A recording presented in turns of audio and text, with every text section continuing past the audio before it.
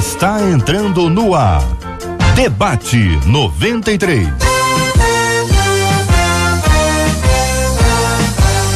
Realização 93 FM. Um oferecimento Pleno.news. Um olhar diferenciado além da informação.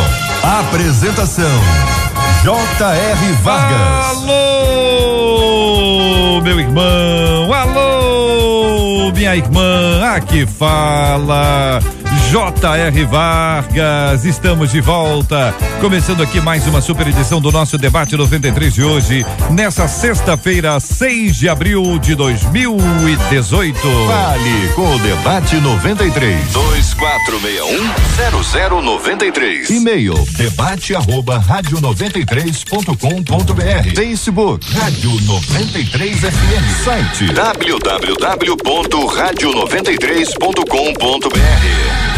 Fale com a 93 pelo WhatsApp 96803-8319. 96803-8319. Ô Marcela Bastos, muito bom dia, tudo bem? Bom dia, JR, bom dia aos nossos ouvintes, tá tudo bem, melhor ainda que amanhã é dia de Impacto 93 e amanhã vai ser lá no Grape da Penha, na rua Santa Engrácia, número 440. De repente você está perguntando assim, o que é o Impacto 93? Essa é a terceira ação do Impacto 93 que a gente realiza aqui e a nossa missão aí é dar acesso a direitos essenciais e prestar serviços básicos para a população. Então você que é da Penha, da região, tá precisando, vou dizer para você quais são os serviços que a gente vai ter lá amanhã. Exame de vista, distribuição de óculos, aferimento de pressão, aplicação de flúor e vacinação de animais. Ainda vai ter maquiagem para as meninas, barbearia, cabeleireira, massagem, vai ter recreação adulta e infantil, vai ter documentos aí, primeira e segunda vias de RG para todo mundo acima de 12 anos. Também vai ter lá a gratuidade para entrada em documentos, seja segunda via de certidão de nascimento e de casamento e a habilitação para o casamento. Além de orientação jurídica e social, a inscrição aí no Cadastro Único de Serviços Sociais e distribuição de mudas de planta.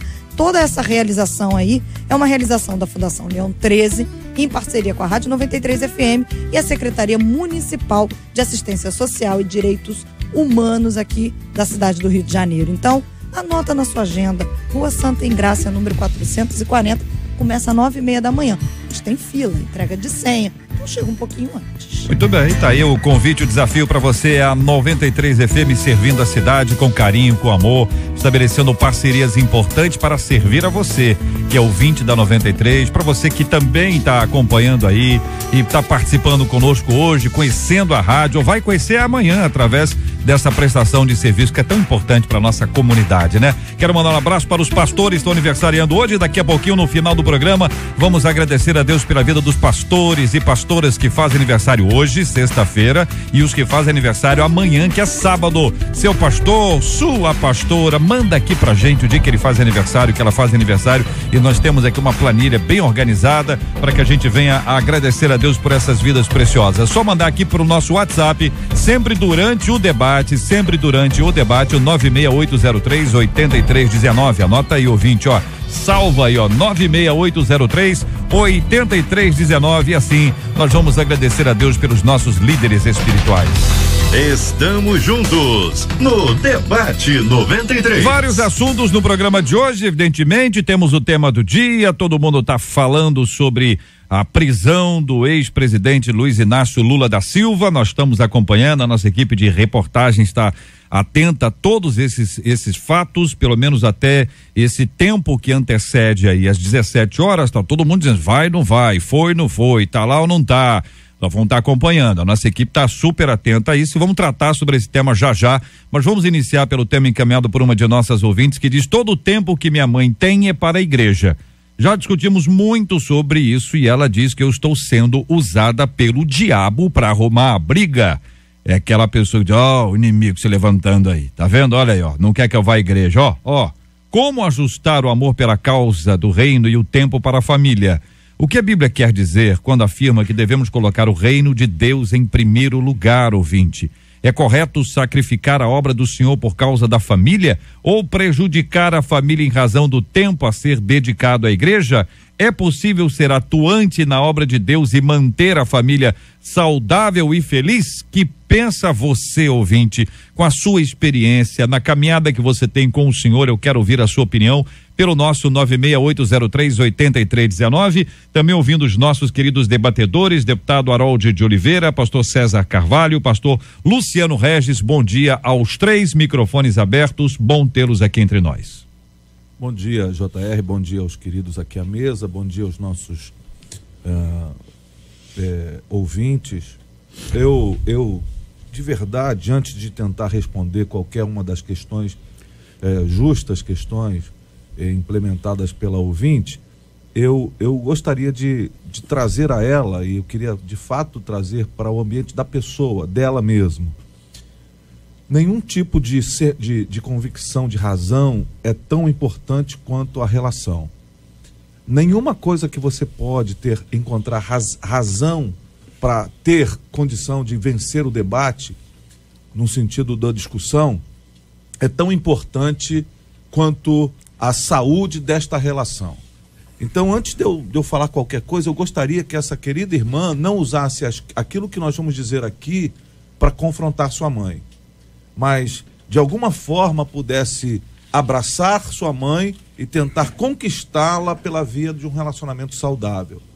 Porque senão, tudo que a gente der aqui a você e você usar como arma contra sua mãe, vai mais ainda frustrar e gerar um abismo entre essa relação já desgastada do que qualquer outra coisa. Então, minha irmã, em nome de Jesus, por tudo que o Senhor já fez por nós, pelo perdão que cada um de nós alcançou em Cristo, não use aquilo que vamos falar a você para ganhar e ter razão sobre o que sua mãe faz. Agora, isso é no caso específico.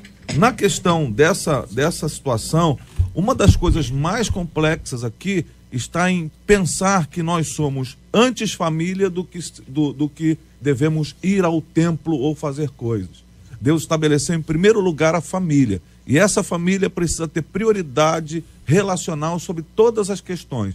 E só assim, entendendo a família e vivendo em família, nós vamos ser igreja saudável. Porque o grande problema é que existem muitas questões que nos levam ao templo para fugir dos problemas, quando na verdade deveríamos estar vivendo relações saudáveis em família e nos encontrarmos no templo para celebrar este ambiente de saúde familiar que vivemos.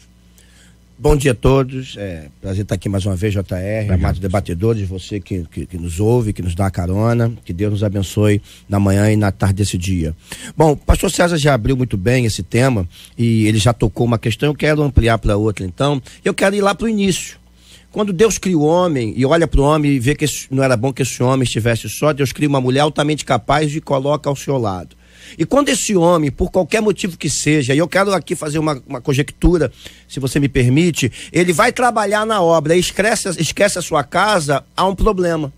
E esse problema entra na sua casa e cria uma dissolução terrível, acabando em morte.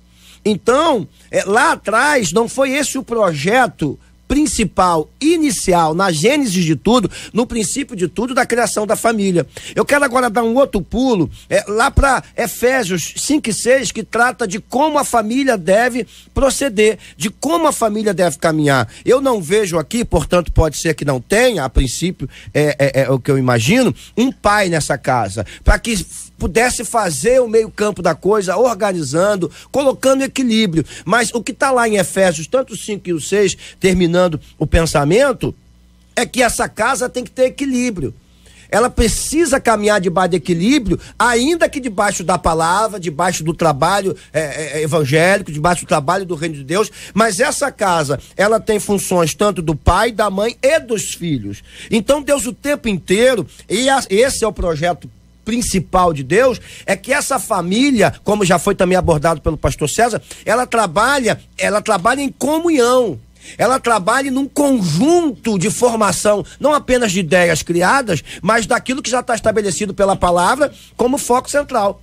Então, quando eu olho para essa casa, eu vejo que há distorções que muitas vezes, conversas simples, e se tivesse alguém de fora também para ajudar, poderia ser um pastor, se resolveria de maneira muito mais fácil. Então aqui vai a minha palavra inicial, corroborando com o pastor César, de que quando Deus cria a família, essa família foi criada para que não apenas fosse equilibrada, mas gerasse equilíbrio ao meio em que vivesse. Então essa é a função principal da família.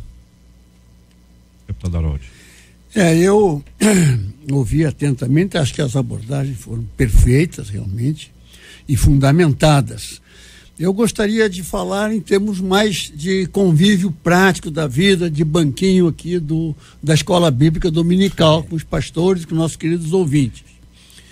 É que realmente a gente ouve essas coisas e entende agora, foi abordado, foi explicado, é assim mesmo. Porém, quando a prática da vida, a gente ouve, não, o reino de Deus em primeiro lugar, tudo bem. Então, mas falta explicar, mas o que é esse reino de Deus em primeiro lugar? As pessoas não entendem bem. Então, o que é preciso também entender é o seguinte, que nós somos o templo do Espírito Santo, cada um de nós. E dentro da família, foi muito bem colocado pelos pastores, a família é esta célula básica criada por Deus.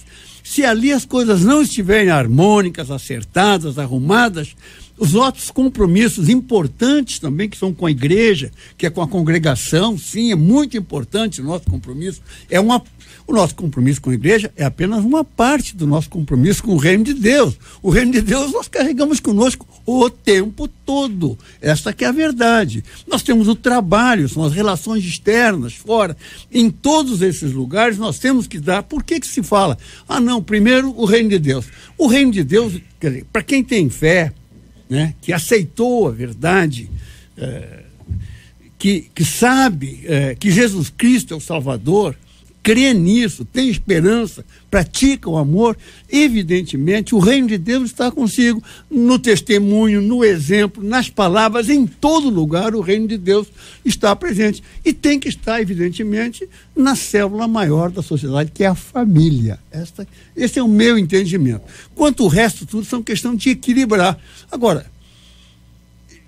às vezes a própria liderança da igreja também tem um pouco de responsabilidade sobre isso, porque sobrecarrega as pessoas, né? As pessoas acreditam que é importante o trabalho na igreja, mas são sobrecarregados. E como fazem, se exige mais. De quem não faz, se exige menos. No fim, uma meia dúzia que carrega as atividades principais da igreja e sobrecarrega, e aí a família fica prejudicada. Talvez seja isso. A nossa menina da mesa, Eveline Ventura, jornalista e escritora, também vai dar sua opinião sobre esse assunto. Eu peço apenas a ela que mande um abraço aqui para nosso ouvinte, a Lucineide, porque hoje a Julie Vitória, filhinha da Lucineide, está completando 10 anos e ela viveu um milagre maravilhoso que nós da 93 FM, segundo ela, fizemos parte. E a rádio é assim, né? Rádio é relacionamento, é dia a dia.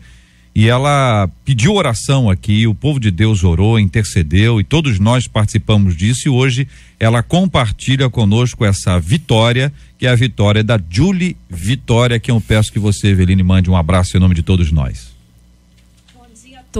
Bom dia a todos debatedores, bom dia JR, um abraço aí, vamos começar minha fala mandando um abraço especial para Julie Vitória, é isso, JR? Essa bênção, esse milagre aí, que Deus continue abençoando sua vida e a vida da sua mãe.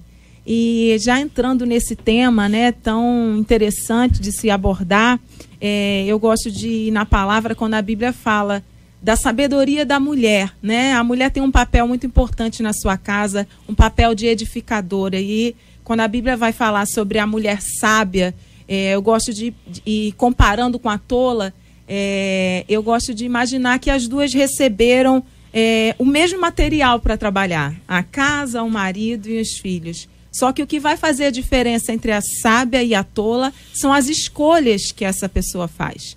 Então, às vezes, colocando aí, entre aspas, o reino de Deus em primeiro lugar, como colocou muito bem aqui o deputado, né, que não necessariamente o reino de Deus significa estar envolvido com as atividades da igreja, às vezes as pessoas negligenciam essas mulheres e colocam a sua família em segundo plano, em terceiro, em quarto, e aí acabam não sendo sábias em seu lar, né? E a Bíblia vai dizer lá em Provérbios 31, quando fala dessa mulher virtuosa, diz que ela era uma mulher muito ativa, ela fazia várias coisas, ela trabalhava fora, ela ajudava o marido, ela fazia coberta para os seus filhos, ela não se preocupava com o amanhã, mas ela diz lá, né, no versículo 28, que os seus filhos respeitam e falam bem dela.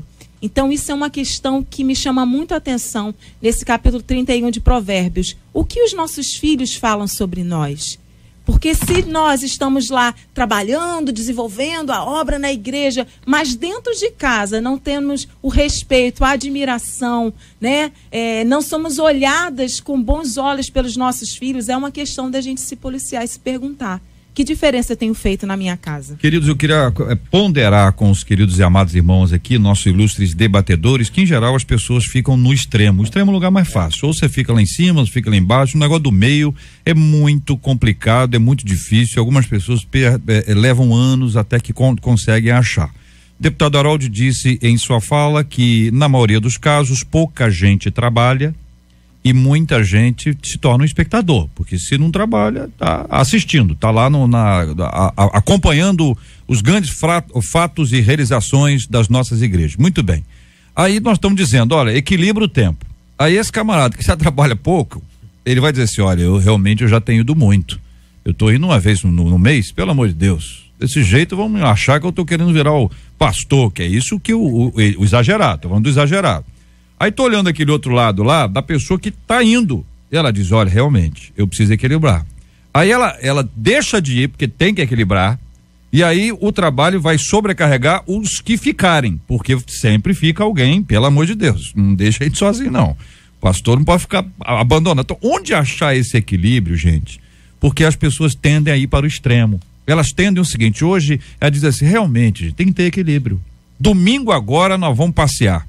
Aí começa o negócio do domingo agora, porque não passeia de segunda a sexta, porque não dá. Não passeia sábado, porque não deu. Domingo a gente vai dar um jeito, que a gente tem que estar. São os motivos mais sublimes. Família tá junto, reunida, um passeio, um descanso, um sono. Olha, são motivos sublimes. Só que o que isso produz no médio e longo prazo? É uma ponderação. Pergunto a vocês como é que faz para resolver esse negócio. E ouvindo-os aqui em nome de Jesus. Em primeiro lugar, você tocou num ponto extraordinário, que é a questão do equilíbrio. Já a Bíblia vai dizer que o equilíbrio, como a temperança, que quer dizer a mesma coisa, é fruto do Espírito na nossa vida. A gente não alcança isso porque a gente aprendeu a pensar melhor sobre a vida. A gente alcança porque o Espírito Santo semeou essa semente em nós, né? E isso frutificou na nossa experiência de vida. De fato, hoje nós vivemos com o ambiente congregacional, comunitário, dilemas de pessoas que largam e não entendem a comunidade como um ambiente absolutamente saudável para a sua relação pessoal, e por conta disso até alguns da igreja eu tenho brincado, recomendado, ao invés de quando vai tomar ceia, o JR, eu recomendo que pegue 3 copinhos, que aí faz já por 3 meses, dá uma validade, a validade. Porque a pessoa já não tem tanto... Tentando despertar a visão de que a pessoa precisa acordar para essa coisa. Para o dia que oferecerem, se é que já não ofereceram, o delivery. O delivery. Vai, porque uma coisa é a pessoa estar enferma e qualquer indivíduo que já tem estado enfermo em casa, que não pôde celebrar a ceia na igreja e recebeu a ceia em casa, ele foi muito abençoado. Mas certamente este abençoado quer tomar ceia na igreja. Exatamente. Ele está dizendo assim, no próximo mês eu não quero tomar ceia aqui no hospital, não. Eu quero tomar ceia em casa. Agora, o delivery, cara, entendeu? Você imagina. Imagino. Diz que ceia. Diz que não, né? Clique ceia. Na sua casa, inclusive com desconto. Esse é o nosso tempo. Infelizmente, eu não sei mais onde a gente pode inventar coisa perversa, mas vamos em frente. Na questão aqui, o que se precisa pensar é que a vontade de Deus, e o deputado tocou aqui, o que é de fato fazer em primeiro lugar o reino de Deus, colocar em primeiro lugar o reino de Deus. As estruturas do reino de Deus não são só as estruturas congregacionais. As estruturas do reino de Deus estão compostas por tudo. Mas isso não quer dizer que alguém que está vivendo uma vida desequilibrada, e esse desequilíbrio manifesta-se na ênfase demasiada no encontro da congregação, porque o problema é o seguinte: a maior parte das igrejas, até tem algumas que tem reunião o dia inteiro, todo dia, mas a maior parte das igrejas tem um tempo razoável, onde você pode ir algum dia na semana, ou mais de um dia. Mas o problema é que existem pessoas que estão pulando de reuniões em reuniões em diversas igrejas, porque precisam estar fazendo aquela conexão com Deus, está estabelecida a partir de um lugar, e não a partir de uma relação de vida. Ou seja, eu estou me relacionando com Deus à medida que eu estou ali, naquele lugar. E essa é a frustração mais comum que a gente vê, que ela vai se frustrando porque ela, embora esteja ali, ela não vai sendo alimentada na relação de verdade com o Pai. Ela vai simplesmente se relacionando com o encontro daquele lugar, do templo. Não estou desvalorizando o espaço. O que eu estou dizendo é que, como ser humano, nós precisamos, para valorizar, e só vamos valorizar acertadamente o lugar, e o lugar maravilhoso, que é o lugar do encontro da comunidade, quando nós estivermos bem e saudáveis com nossa família. Sem isso, a frustração ela vai ampliando e eu vou querendo mais. Então eu vou achando que quanto mais encontro no templo eu tiver, melhor eu vou ficando. Quando na verdade, quanto mais eu for, pior eu vou ficando nas minhas relações pessoais. Pastor, vamos olhar pelo outro lado agora. Veja, isso é um lado, né? Excesso de igreja. Vamos olhar a falta de congregação, que hoje nós estamos aí com 1/4 ou mais da população que se declara crente, evangélica, desigrejada. Isso aí é. Não vai à igreja. Esse é um tema que nós vamos para outro forte. Debate, é muito, já Verdade. foi até tema aqui de debate, mas então é a mesma coisa, quer dizer, é falta de equilíbrio. Exatamente. Tem que ter o equilíbrio. Família saudável, tem que ter esse equilíbrio com a igreja, com o trabalho, onde estiver. Agora, o reino de Deus, é isso que tem que ser entendido. No meu entendimento, é o que tem que ser entendido. O reino de Deus está em todos os lugares conosco. Nós somos no templo do Espírito Santo. Dentro desse aspecto, a motivação deve ser considerada. Porque se eu estou presente, eu posso ocupar um cargo. Se eu ocupar um cargo, eu posso ter uma maior visibilidade, um destaque. Se eu ocupar um cargo. Se eu não estiver presente, eu não posso ocupar um cargo. Aí, se você tiver a motivação de ocupar um cargo, você precisa estar o tempo inteiro. Não tenha dúvida, porque quem não é visto não é lembrado, dizem os antigos. Então, esse é um princípio que está estabelecido. Agora, quando a motivação é para a glória de Deus, este equilíbrio vai nortear a sua vida, porque você não está querendo estar lá presente para ser visto, você está lá para adorar ao Senhor. E aí, meu querido, o resultado é dentro de casa, em qualquer canto se tiver, uai. E eu vou falar ainda sobre a questão da outro tipo de motivação. É aquela motivação que as pessoas acham que precisam fazer para agradar mais a Deus, para Deus ficar mais feliz comigo, né? Ah, não, se eu ficar indo muito, eu vou ganhar pontos, entre aspas, com Deus, e aí na hora que eu precisar de algo, é como se fosse uma barganha, uma troca. Eu vou ter crédito com ele, porque logo eu estou indo na igreja de segunda a sexta, e sábado e domingo, eu todo dia estou na igreja, ele não pode me negar algo, porque eu estou ali. Então, outros tipos de motivações também erradas. E aí eu lembro de Marta e Maria, né? Que aí Marta estava ali envolvida em uma série de afazeres, digamos assim, lícitos. Ela estava preocupada, tinha um grupo de homens para almoçar na casa dela, vamos fazer o almoço. Era uma motivação justa, mas Deus vai dizer o quê? Marta, estás ansiosa e afadigada com muitas coisas, mas uma só é necessária, e Maria escolheu a boa parte, a qual não lhe será tirada. Então, nem sempre estar envolvida com várias atividades, como o pastor César Carvalho falou aqui, significa estar próximo de Deus, significa estar conectado com Deus, estar em comunhão com o Senhor. Não. Às vezes, esse excesso de atividades pode acarretar num distanciamento maior, porque você está tão envolvido na atividade que você faz no automático e não para perguntar por que eu tenho feito isso. A falta de equilíbrio gera os excessos, ou para mais ou para menos. Ou eu estou na igreja o tempo inteiro e esse desequilíbrio me faz esconder as minhas frustrações, aquilo que eu não quero me responsabilizar no dia a dia, seja no trabalho, seja em casa, no relacionamento conjugal, no relacionamento com os filhos, enfim, ou com os pais, ou me faz completamente omisso em relação a isso. Me faz não estar na igreja porque eu trabalho, pressupondo uma melhor vida para os meus filhos que não chega nunca. Então, na verdade, de um jeito ou de outro, é uma falta de equilíbrio que gera extremos doentios. Então, por exemplo, pegando o exemplo que você acabou de dar de Marta e de Maria,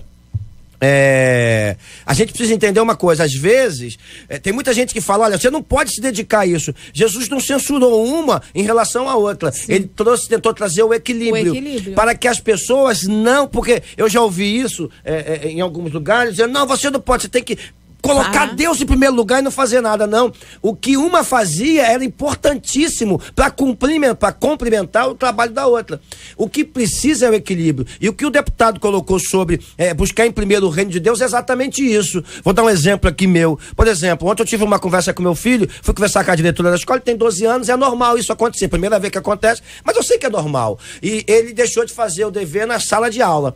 E a professora foi chamar a atenção dele, os amigos tinham escondido o caderno dele. Ele, em vez de falar para a professora, ele protegeu os amigos e disse, professora, não estou afim de fazer, não.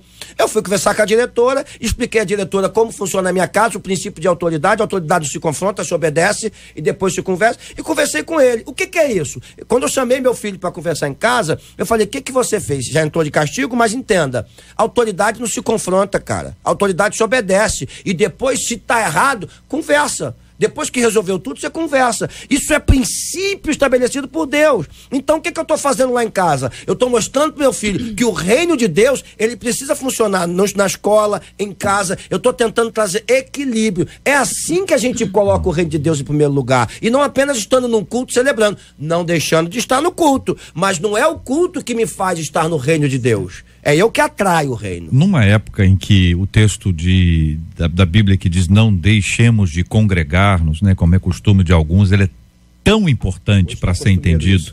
Ele é tão importante de ser assimilado, colocado em prática. Pensar nesse equilíbrio é fundamental. Quando se fala de reino, pressupõe se existência de um rei. A pergunta novelesca é: que rei sou eu? É novelesco, não é uma novela? Era uma novela, né? Era, Eveline? Perguntei só pra zoar, Eveline. Mas veja, que rei é esse? Quem é o rei? Os salmos nos conduzem a essa reflexão, né? Que quem é o rei? Da glória. Né? Quem é o rei? Da glória. Quem é esse rei? Quem é esse rei? Então, se o rei sou eu vou fazer tudo pra minha glória. As motivações serão aquelas que me atraem, que me satisfazem ou que me promovam. Vou descobrir quais são os meus ganhos, mas se o rei é o rei dos reis e o senhor dos senhores, a postura é exatamente conforme nos ensina as escrituras. Então não é só um pedacinho e o outro não. Por isso eu estou encorajando todo dia aqui, gente, há um tempão, a gente lê a Bíblia toda, não lê pedaço da Bíblia. Lê o capítulo inteiro, o texto de hoje, escuta o texto de hoje, meu Deus do céu. É uma coisa impressionante, tem conexões a mil aí na nossa mente por conta do texto. Eu quero lembrá-los aqui, fechando o texto de Mateus capítulo 9, versículo 36, porque é um desafio. Jesus estava vendo as cidades, vendo as pessoas, vendo os seus discípulos ali, porque na sequência eles são convocados, ele os confronta à oração e ele diz, olha, ele estava se compadecendo porque a multidão estava como a ovelha aflita e exausta. Eu acho que vale a pena pensar nesses tipos diferentes e tão importantes de aflição e de exaustão física e emocional e até espiritual presente no tempo de hoje. Nunca falamos tanto de pastores com esgotamento, o famoso burnout. Nunca falamos tanto de pastores envolvidos com suicídio ou coisas parecidas com essas. Esse esgotamento, minha gente, ele é muito mais complicado do que a gente imagina. Estamos juntos no Debate 93. Olha, daqui a pouquinho nós vamos ouvir aqui a quarta e última matéria da série sobre a Síria, que a 93 FM faz aqui através do nosso departamento de jornalismo, e você tem acompanhado isso sempre às sextas-feiras aqui no Debate 93, e hoje nós vamos ter a quarta e última, você vai acompanhar com a gente já aqui, com a graça do nosso Deus e Pai. O seu rádio está no Debate 93. O fato que está na boca do povo, todo mundo está conversando sobre esse assunto. Quero inicialmente dizer que esse é um assunto que suscita paixões de ambos os lados, onde as discussões tendem a cair para um nível de agressividade, e é sempre muito importante quando a gente consegue discutir qualquer tema com equilíbrio. Falamos agora há pouco a respeito disso. O ex-presidente Luiz Inácio Lula da Silva disse à Folha de São Paulo que não pretende se entregar à Polícia Federal em Curitiba, no Paraná. Segundo o jornal, em uma rápida conversa telefônica, Lula disse que estava tranquilo, bem disposto e que já tinha feito seus exercícios matinais como faz todos os dias. Nesta última quinta-feira, no dia de ontem, o juiz Sérgio Moro expediu mandado de prisão contra o petista, dando a ele até às 17 horas de hoje para se entregar. O ex-presidente aguarda o resultado de um novo pedido de habeas corpus feito pela defesa, dessa vez o Supremo Tribunal de Justiça, argumentando que ainda há recursos a serem apresentados junto ao Tribunal Regional Federal da 4ª Região e que, portanto, a pena ainda não pode começar a ser cumprida até que sejam analisados esses recursos. As questões jurídicas, elas são discutidas assim, você escuta um e diz, tem razão. Aí você escuta uma pessoa que pensa exatamente o oposto. Tem razão. Mas estão falando coisas diferentes. Um é sim, outro é não. Os argumentos na área jurídica são impressionantes. Como é possível que um leigo mude de opinião rapidamente à medida que vai escutando? Então, se você teve um placar de 6-5, é possível que alguns tivessem. Não, tá certo. 1, 2, 3, 4, certinho. O outro lado também tem. Vamos ouvir os nossos queridos debatedores, porque o dia de hoje é um dia que entra para a nossa história. O pessoal todo está me olhando, e porque eu sou político, naturalmente, e digo a vocês, preocupado com o nosso país, preocupado com o Brasil, que no dia do julgamento lá no Supremo eu fui dormir de madrugada, comi a unha toda, está aqui, mais do que quando o Fluminense está jogando e perdendo de 1-0. Então, veja como foi uma coisa que mexeu. Por que mexe comigo? Porque eu tenho muitos anos, eu amo este país, e essas coisas, eu já vi esse filme na minha mocidade, entende? É muito preocupante. Na realidade, decisão da justiça é para ser cumprida, é lei, não existe. É a autoridade, o pastor acabou de falar, é a autoridade aqui, cumpre. Depois vamos então discutir. Neste caso, o que ficou por trás? A presunção de inocência. Não há mais inocência pelo seguinte, o ex-presidente Lula, ele foi julgado, pelo menos em todas as instâncias. Vou dizer por quê. Ele foi julgado e condenado pelo juiz Moro, né? Julgou e condenou. Recorreu ao TRF-4. Esse recurso foi julgado e, por unanimidade, foi derrotado. Então, ele foi julgado e condenado a segunda vez. Depois, ele recorreu de novo com embargos, declaração. Foi julgado e foi derrotado. Já foi julgado 3 vezes. Aí, recorreu ao Superior Tribunal de Justiça. Já por um habeas corpus. Com habeas corpus. Foi julgado e foi derrotado outra vez. Então, ele foi julgado outra vez. Aí recorreu ao Supremo Tribunal Federal, Suprema Corte. Aí foi julgado 2 vezes, no mesmo processo. Um habeas corpus e um liminar para não ser preso. Ele perdeu as 2. Então, ele foi julgado quantas vezes? Em todas as instâncias.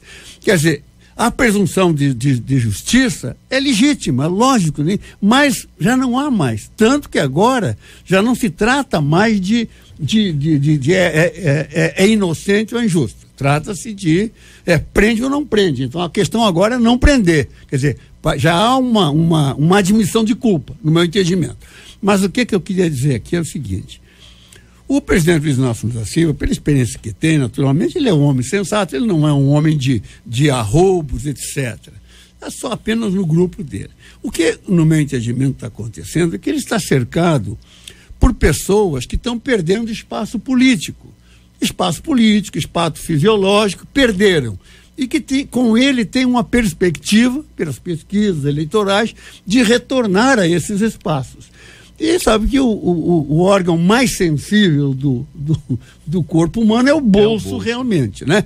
Então, eles ficam colocando na cabeça dele coisas que e ele está fragilizado, é natural que esteja, é uma situação terrível essa, eu posso imaginar. Então, está muito fragilizado e acaba cedendo. Isso é um risco que nós estamos correndo. Já tem alguns que estão dizendo que vão fechar estradas, que vão... Cada vez agrava mais o problema, porque irrita e as pessoas ficam mais indignadas. Então, nesse momento, é um momento de aguardarmos, a decisão está com ele, se apresentar ou não se apresentar, isso é um problema que vai ter resolvido. Agora, aguardar, então, esse resultado de mais um habeas corpus que já foi impetrado no Superior Tribunal de Justiça. E se for negado esse habeas corpus, ele será preso, com certeza, ou porque se apresenta, ou porque vai ser preso onde ele estiver. Essa não tem saída. Então, eu vejo, a minha preocupação é o seguinte, é muito triste essa situação. Trata-se de um presidente da República, isso envergonha o país, tanto quanto o país ficou envergonhado pela corrupção. Sim. Verdade. Que a coisa que envergonha mais a corrupção, e depois não é corrupção só no Brasil, o mesmo sistema, o mesmo mecanismo, né, foi levado para países da América Latina, onde, inclusive, presidentes estão sendo processados e alguns presos. E alguns presos. Então, isso não é uma novidade. A causa foi a mesma: corrupção.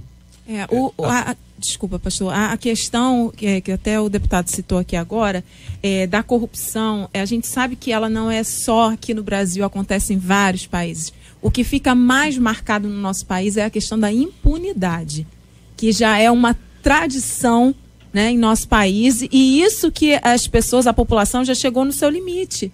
Então, já está no âmbito da intolerância à impunidade, porque até então o crime sempre compensou aqui, porque nunca foram presos políticos de alçadas tão altas como a gente tem visto. Então, o que a gente chegou é nesse limite, né, de um basta nesse sentido da impunidade. A gente sabe que isso não vai acabar com a corrupção, mas que a lei precisa ser cumprida e a lei é para todos. Eu acho muito perigoso esse tipo de declaração do ex-presidente dizendo que não vai se entregar lá em Curitiba. Eu acho que isso suscita uma ira, uma indignação e as consequências podem ser ainda piores. A gente já ouviu hoje de manhã relatos nos noticiários de tiros, de confrontos entre populares, em pró e contra, pessoas já sendo atendidas em hospitais por causa disso. Quer dizer, ele está estimulando ainda mais isso, de uma forma insensata da minha parte. Eu acho que não cabe a ele, nesse momento, piorar ainda mais a situação, né? Ainda mais com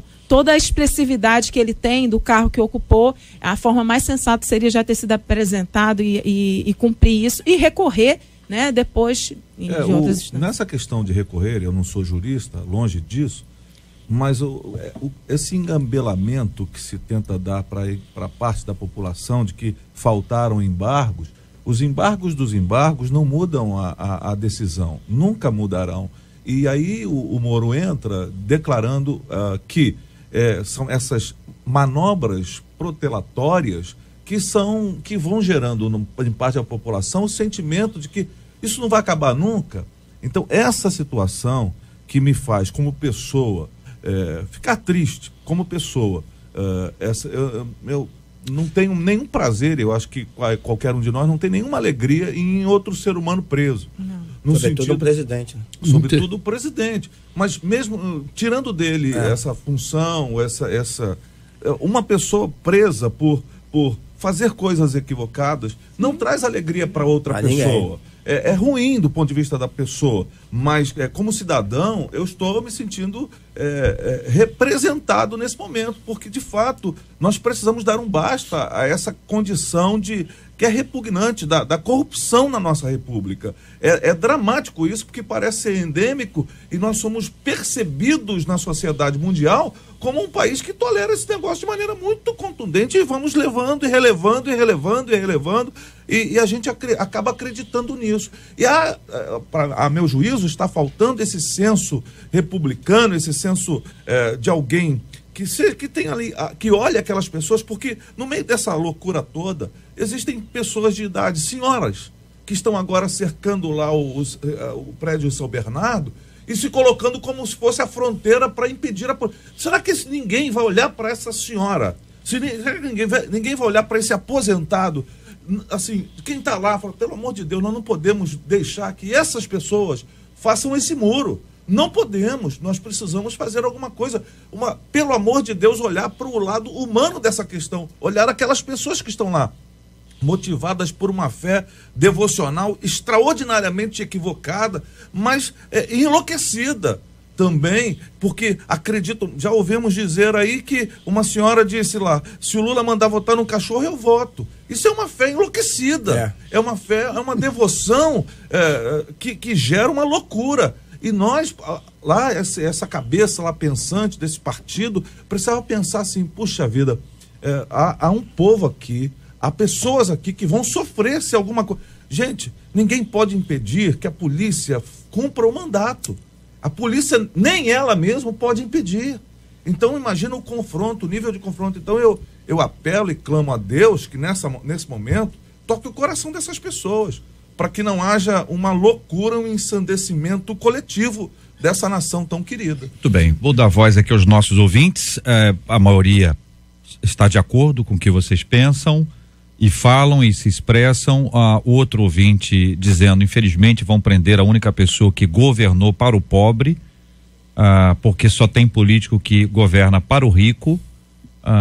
Se ele se candidatar, eu voto nele de novo, diz aqui um dos nossos queridos ouvintes, trazendo aqui a sua opinião.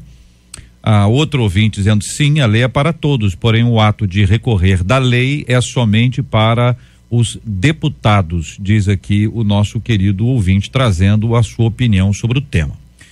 Quero trazer para vocês um detalhe apenas. Há algum tempo, quando o ex-presidente Lula foi dar uma entrevista para a revista Veja e também para a Folha de São Paulo na sequência, especialmente a Folha, ele foi vestido com um casaco especial. Na matéria de Veja sobre este assunto, a matéria de Veja diz que este foi um casaco confeccionado pelo alfaiate Manuel Salestrin. Ele é boliviano e teria sido um presente do presidente da Bolívia, Evo Morales. Na matéria, sobre o mesmo assunto, na matéria do Globo sobre esse tema, o Globo diz que quem confeccionou, na verdade, segundo o Globo, foi a estilista boliviana Beatriz Canedo. E ele traz aqui a matéria. Estou dizendo isso porque ontem, ou hoje, eu não sei de que dia é essa foto, se essa foto é de ontem ou é de hoje, o ex-presidente Lula aparece ao lado de lideranças, além da Gleisi Hoffmann, que precisa estar ali, evidentemente, é presidente do partido, está ali o Marinho, estão ali também dois indivíduos, além da ex-presidente Dilma Rousseff, um é líder do MST e outro é líder do MTST, são tantas siglas, né? E ele de volta aparece exatamente com esta vestimenta. Veja, é um detalhe. Podemos aqui passar bastante tempo desenvolvendo a nossa reflexão, mas é uma reafirmação de um posicionamento que está aqui estampado, explícito na sua vestimenta. Volto a dizer, é um direito dele. Ontem nós discutimos aqui se o Deltan podia ser interpelado por dois deputados federais, um deles representando o Rio, outro deles representando o Rio Grande do Sul, ambos do Partido dos Trabalhadores, que queriam entrar contra o Deltan, porque ele disse no Twitter que iria, no dia do julgamento, fazer jejum. Então, isso é um absurdo, isso é proselitismo. E a discussão ao final foi: o cara come a hora que ele quiser, ué. E é perseguição religiosa. Perseguição religiosa. O posicionamento dele é o posicionamento dele. Então, o ex-presidente quiser usar a roupa aqui, é o direito dele. Só estamos aqui trazendo esse dado que já foi fruto de reflexões anteriores, porque esta não é uma roupa qualquer.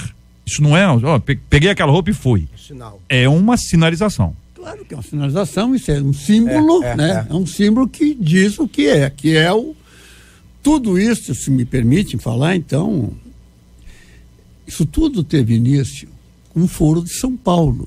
Foro de São Paulo, quando se reuniram todos esses presidentes em torno de Lula e Fidel Castro, e que os bolivarianos, que deu origem a esse bolivarianismo, né? Que nada mais é do que um socialismo coordenado por Cuba com outra coloração, que é a mesma coisa, é comunismo. E está aí o resultado, na Venezuela, né? A Venezuela é o modelito para onde marcharia, já estaríamos muito avançados se esse processo não fosse interrompido.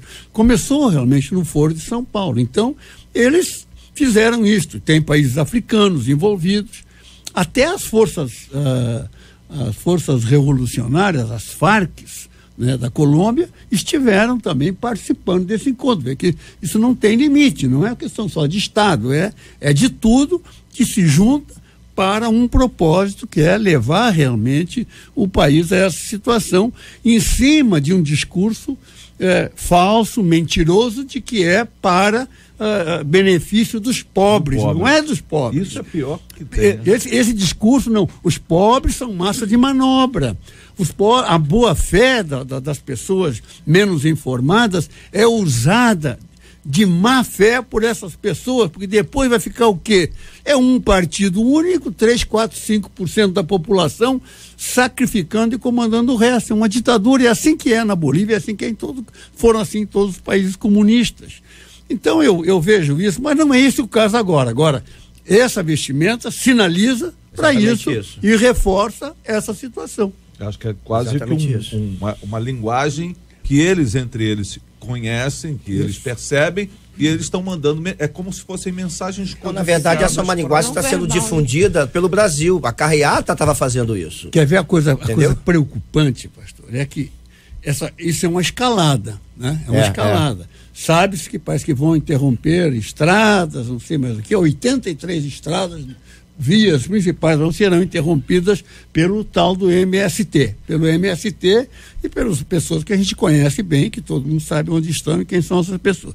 Isso vai sendo uma escalada e começa então a anarquia, pode haver fratricídios, né? Porque irmão matando irmão, no caso, quer dizer, brasileiro matando brasileiro, e isso pode acontecer e nos levar a uma convulsão. Nunca será, no meu entendimento, porque a nação majoritariamente está indignada. Então essa é uma minoria, mas é uma minoria que foi treinada. Esse MST teve treinamento das comunas da Venezuela, então é treinado para fazer esse tipo de guerrilha, esse tipo de coisa. Então vai dar mão, daqui a pouco, aquilo que ninguém quer, acaba acontecendo, é que a polícia e depois vem Forças Armadas para tentar restabelecer a ordem e a paz no país. Não, nós temos que orar realmente, os pastores orar, porque as igrejas têm que orar. Deus tem que intervir para que evite isso. Dei voz aqui a 2 ouvintes favoráveis ao presidente Lula, vou agora ler 2 ouvintes também que têm o seu posicionamento diferente. Um deles começa dizendo: vou discordar do ouvinte que diz que o Lula governou para o pobre. Ele massacrou, juntamente com seus comparsas, a nação brasileira, é a opinião de um dos nossos ouvintes. Outra ouvinte dizendo, eu li 2, não foram 2 que eu li? Foi. Então vou ler 2, tá bom, ouvinte? 2-2. Governar para o povo ou calar a boca do povo com migalhas? Ele não fez mais do que obrigação, isso não dá o direito de roubar e acobertar a corrupção, a qual praticamente faliu o país. Oramos por justiça há alguns anos pelo nosso país e Deus nos ouviu. Estamos fechando aqui as opiniões dos nossos ouvintes, dando voz favoráveis e contrários sobre esse assunto. Isso é uma democracia, a liberdade de expressão é muito importante para nós e é mais ou menos o que a gente está propondo. Não falar do assunto na rua, no almoço, é possível. Então, pessoal, você está vindo de onde? Estou vindo de Nárnia. Tá sabendo com isso? Não. Tá vindo de Nárnia. Abriu o armário, o guarda-roupa, né? Melhor. Ô, Jota, não é isso? Só uma coisa rápida, assim, eu também assisti a votação e quando a ministra Carmen Lúcia deu o voto dela, no prédio em frente ao meu, o cara deu um grito tão grande e é um cara que, de boa vida, mas o que é isso? Eu não vou dizer que ele xingou um palavrão, disse o nome do Lula, não posso dizer aqui. A prisão do Lula não é hoje a representação da prisão de um homem, mas de um sistema que as pessoas não aguentam mais, que as pessoas cansaram de ser roubadas, defraudadas, pagar conta. Então não é que ninguém esteja hoje literalmente contra o homem chamado Luiz Inácio Lula da Silva, mas contra tudo aquilo que ele representou e ainda representa. Então eu acho que essa prisão é um grito de cura, de libertação para a nação brasileira. A defesa de Lula protocolou junto ao Comitê de Direitos Humanos das Nações Unidas em Genebra uma medida cautelar com pedido de liminar para que o governo brasileiro impeça a prisão até que todos os recursos contra a prisão do ex-presidente estejam esgotados. Onde está a autodeterminação dos povos? Cada um cuida do seu quadrado. Vamos caminhando, o tema vai se espalhando, porque é um tema que não se limita a apenas um dia, é um tema que vai crescendo e o final de semana promete, minha gente, porque muita coisa pode acontecer entre hoje e amanhã ainda. Vamos ouvir aqui a nossa quarta e última reportagem da série sobre a Síria, um dos problemas gravíssimos no mundo e que nós precisamos enfrentá-lo. Muita gente já tem se manifestado desde que nós iniciamos aqui a apresentar essa série de reportagens elaborada pelo nosso time de jornalismo na liderança do Juliano Medeiros.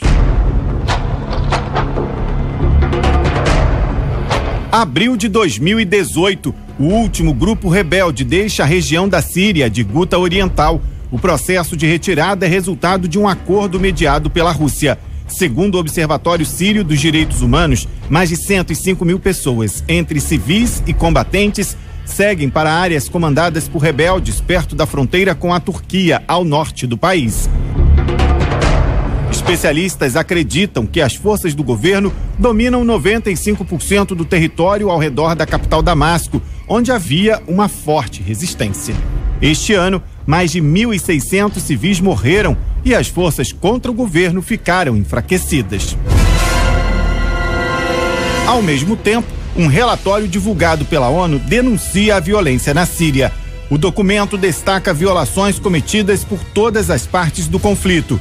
As forças de Bashar al-Assad, a Rússia de Vladimir Putin, a coalizão liderada pelos Estados Unidos de Donald Trump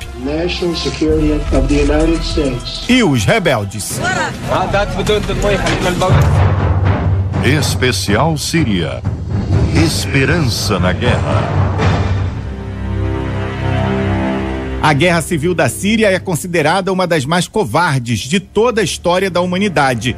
Além dos ataques aéreos e dos confrontos em terra, o governo usou gás químico, matou centenas de pessoas asfixiadas. Um cessar-fogo foi solicitado para permitir ajuda humanitária, mas a pausa nos ataques foi rejeitada pela Rússia, que apoia o regime sírio juntamente com o Irã. O presidente da Comissão de Inquérito da ONU sobre a Síria, Paulo Sérgio Pinheiro, cobra ajuda internacional. É necessário uma preocupação por parte dos países envolvidos no tratamento de atender às necessidades dessa população, desde a manutenção alimentar, né, alimentos, até o problema do seu acesso aos direitos mais básicos da sobrevivência.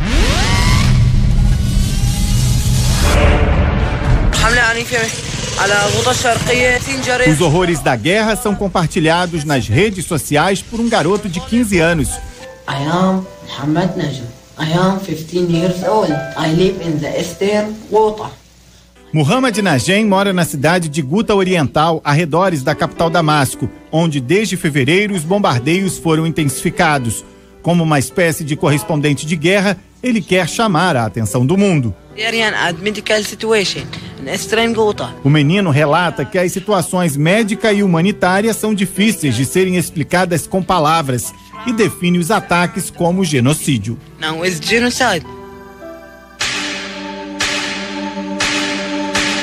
A verdade que Najem conta ao mundo não é a mesma de outras publicações na internet.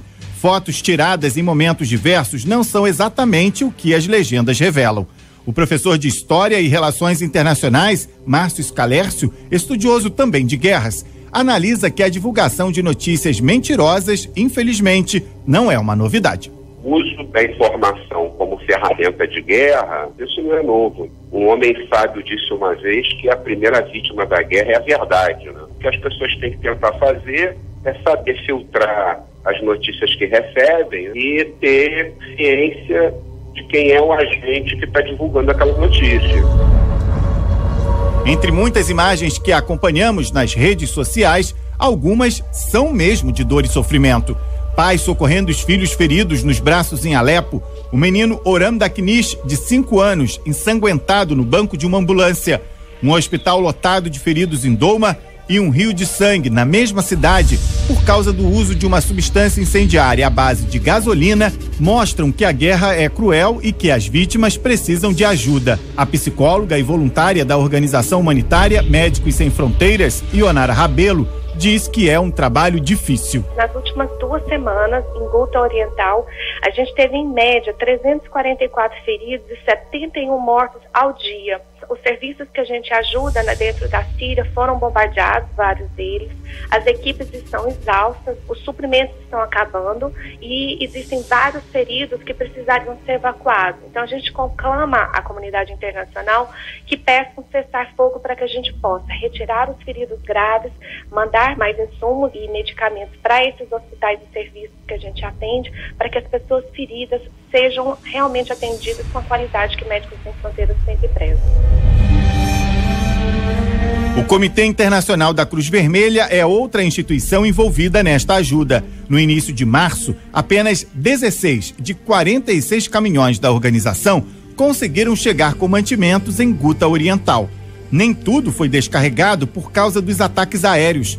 Como explica Diogo Alcântara, assessor de comunicação da Cruz Vermelha Internacional, é essa ajuda que chega do mundo todo que renova as esperanças de quem sobrevive à guerra. O conflito da Síria ele tem se caracterizado pelas violações regulares ao direito internacional humanitário, o que quer dizer cercos, barricadas, ataques desproporcionais em áreas urbanas e civis. Então essa situação faz com que precisemos cada vez mais de recursos para manter nossas atividades e levar proteção e assistência a vítimas dos conflitos armados e da violência armada, que é a nossa missão.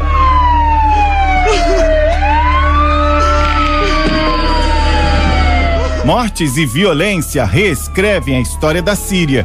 E cada um pode fazer a diferença contra as marcas deixadas pela guerra, como enfatiza Luciana Capobianco, do projeto social Estou Refugiado. Cada pessoa pode ajudar, mas tem que abrir o coração. Esta série especial sobre a guerra na Síria teve produção, reportagem e edição de Juliano Medeiros. Produção, Mariana Menezes. Trabalhos técnicos, Jair Cardoso. Agradecimentos, Comitê Internacional da Cruz Vermelha, Médicos Sem Fronteiras, Rádio ONU News, Anistia Internacional e Projeto Social Estou Refugiado. Muito bem, nós queremos parabenizar a nossa equipe pela série de reportagens que traz para todos nós uma profunda reflexão sobre esse assunto, sentindo de perto essa necessidade. A 93 FM lançou a campanha Vida para a Síria. Segundo o Comitê Internacional da Cruz Vermelha, hoje é necessário ajudar a 70 conflitos ao redor do mundo, entre eles a Síria, onde desde 2011 milhares de inocentes morrem. Podemos fazer alguma coisa a mais do que apenas dizer, puxa vida, que tristeza. A 93 FM, então, através da campanha Vida para a Síria, incentiva você a orar e efetivamente ajudar a Síria. O Comitê Internacional da Cruz Vermelha é um dos únicos órgãos que consegue entrar na Síria e levar ajuda. Por isso convidamos você, ouvinte, a se informar e a colaborar com essa instituição de ajuda internacional através do seguinte site: www.doe.cicv.org.br. Vou repetir para você, ouvinte: www.doe.cicv.org.br. Através desse site você pode ter mais informações, inclusive pode colaborar financeiramente para alcançar essas pessoas com os recursos mínimos que eles precisam para a vida. Essa música que você está ouvindo de fundo aqui, que eu sempre coloco depois da nossa reportagem, é uma canção especialíssima interpretada por Anzan. Ela tem 10 anos, é uma menina que é uma dessas pessoas alcançadas por essas ações, especialmente aqui da Unicef, e que representa, é uma voz que representa milhares de outras vozes de pessoas com extrema dificuldade na vida e nessa luta especialmente. É um símbolo dessa batalha, minha gente.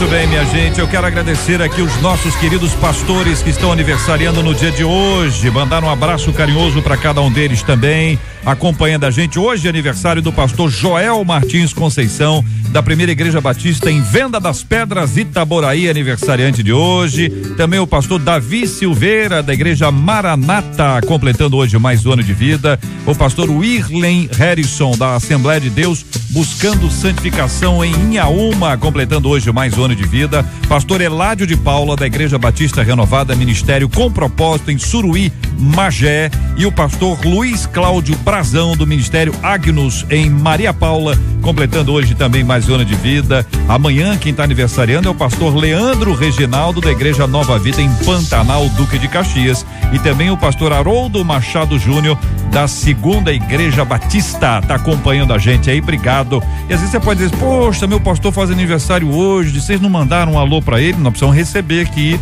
todos os dados, pra gente não correr o risco de mandar o aniversário na data errada. Então, é exatamente isso, a ovelha encaminha pra gente durante o debate pelo nosso WhatsApp, e aí no dia certo nós teremos uma alegria grande. Os aniversariantes de sábado são celebrados na sexta e os aniversariantes de domingo são lembrados na segunda-feira. Marcela Bastos chega com informações pra gente aqui na 93 FM. Coisa nova acontecendo, conte pros nossos ouvintes. Acabou de sair a notícia então que o ministro Félix Fischer do Supremo Tribunal de Justiça negou aí o habeas corpus apresentado superior, isso, de justiça. É o habeas corpus apresentado na manhã desta sexta-feira pela defesa aí de Luiz Inácio Lula da Silva, segundo informou aí o advogado Sepúlveda Pertence, que faz a defesa do ex-presidente. Então, o ministro Félix Fischer, do Superior Tribunal de Justiça, negou aí o habeas corpus. Muito bem, tá, as informações chegando. Acabei de dizer que muita coisa pode acontecer, pelo amor de Deus, já aconteceram várias e várias coisas. Nós vamos continuar acompanhando. A 93 FM está sempre pertinho da informação para que você tenha também acesso a qualquer uma dessas novidades, querido e amado ouvinte. Obrigado aqui aos nossos debatedores, pastor César, obrigado e um abraço. Eu agradeço, JR, e parabenizo aqui essa reportagem pela Síria, essa questão que para nós afeta-nos profundamente, não é? Mas parabenizar aí a rádio por mais essa iniciativa tão pertinente para os nossos dias, onde os nossos ventres têm se tornado, como você perguntou no início, o rei, né? Quem é o rei? Os nossos ventres têm se tornado o nosso rei. Essa é uma reportagem que nos faz pensar o contrário. Parabéns, Deus abençoe a todos. Eveline, obrigado. Obrigada, JR. Foi um prazer estar aqui mais uma vez. Um abraço para todos os debatedores e um beijinho especial para o meu filho Aaron e para minha filha Sofia e a Silvana, que está lá com eles, que estão me ouvindo nesse momento. Deputado Harold, obrigado, um abraço. Obrigado, Jota. Obrigado, queridos ouvintes. Vamos orar, então, para que o Brasil permaneça em paz, que não haja insensatez. Pastor Luciano Regis, obrigado, um abraço. Prazer estar aqui mais uma vez, mandar um abraço para minha igreja, para minha esposa, minha família. E JR, queria mandar um abraço aqui, onde teve eu e William Nascimento lá no 8º Congresso de Jovens da Batista Missionária Pentecostal. Eles pediram para mandar um abraço aqui. Bispo Antônio, Pastor Wagner, Deus abençoe vocês grandemente aí, tá bom? Muito bem, nós vamos orar juntos nessa hora. Vou pedir aqui o pastor César para orar conosco. Vamos apresentando diante de Deus as nossas vidas, os nossos temas, orando pela cura dos enfermos, pelo consolo aos corações enlutados, lembrando nominalmente dos pastores e pastoras que estão aniversariando. Vamos lembrar também de toda esta situação que envolve o nosso país, a necessidade de que as coisas transcorram na mais absoluta tranquilidade e serenidade, muito difícil. A busca pelo equilíbrio, muito difícil, mas deve ser sempre a nossa busca, e é possível. E é possível. É possível. Vamos lembrar também que hoje é sexta-feira e domingo é dia de celebrarmos a Deus com alegria. E quero te encorajar, trazer uma palavra aqui, estou tentando ser ponderado do começo ao final. Assuntos como esse têm afastado pessoas, amigos, familiares, irmãos em Cristo têm se afastado por conta de posicionamentos políticos. Essa história muda, gente. Ontem era um nome, hoje é outro nome, depois vai ser outro nome. Elas não podem ser mais fortes que os nossos laços afetivos, espirituais, emocionais e até de sangue. Vamos orar para que haja também entendimento nesse aspecto. Domingo, vamos celebrar ao nosso Deus e Pai com alegria na casa do Senhor. Vamos orar juntos. Nós te adoramos, Senhor, por conta da sua presença e convicção entre nós. Nós queremos orar agradecendo pela vida dos pastores que aniversariam, pastor Joel Martins, pastor Davi Silveira, pastor William Harrison, pastor Eládio de Paula, pastor Luiz Cláudio Brazão, pastor Leandro Reginaldo, pastor Haroldo Machado, que o Senhor possa acrescentar a eles vida, esperança, paz. Também levantamos a nossa voz através desse instrumento da rádio para clamar pela paz no Brasil. Senhor, vivemos um tempo de constrangimentos, um tempo de dificuldades, um tempo de polarizações, mas pedimos ao Senhor que interfira favoravelmente nesta pátria, nesta nação. Pedimos, Senhor, que o coração dos brasileiros estejam convertidos ao Senhor e por isso mesmo convertidos uns aos outros. Nós pedimos, Senhor, que a tua paz seja derramada de maneira abundante nessa sexta-feira, nesse final de semana, e que de fato nenhum conflito que gere morte, que gere destruição possa ser permitido pelo Senhor. Colocamos tudo nas tuas mãos e te agradecemos pelo privilégio de saber que o Senhor está nos ouvindo, em nome de Jesus. Que Deus te abençoe. Você acabou de ouvir Debate 93.